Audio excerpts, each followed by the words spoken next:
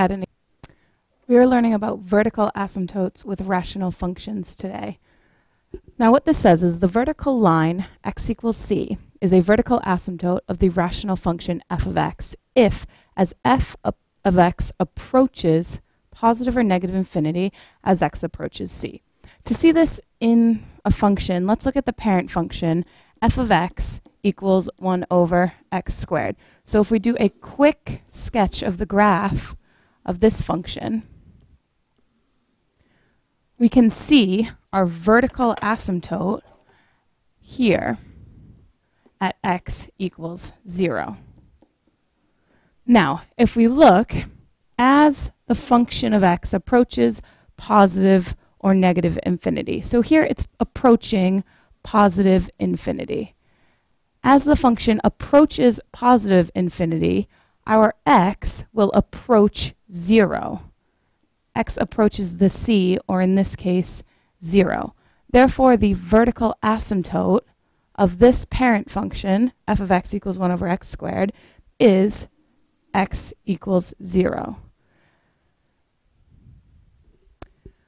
So when we're looking at vertical asymptotes, we want to look at the domain of the function. So here, our domain, all real numbers, such that x cannot equal, and so here we look at the denominator to see what x cannot equal.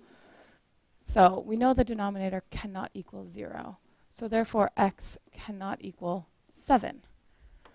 So in our domain, all real numbers such that x cannot equal 7. Therefore our vertical asymptote for this function, x plus 2 over x minus 7, will be at x equals 7. Let's look at another example. Here we have f of x equals 3 over x squared minus 1.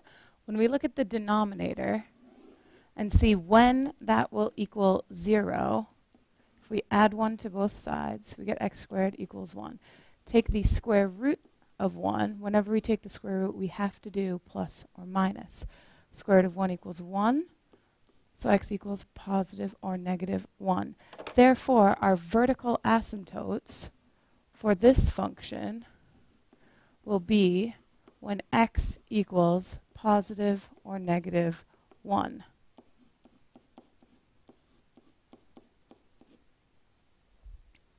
Let's look at our last example for vertical asymptotes. We have the function f of x equals 3x squared minus 4x plus 3 over 7.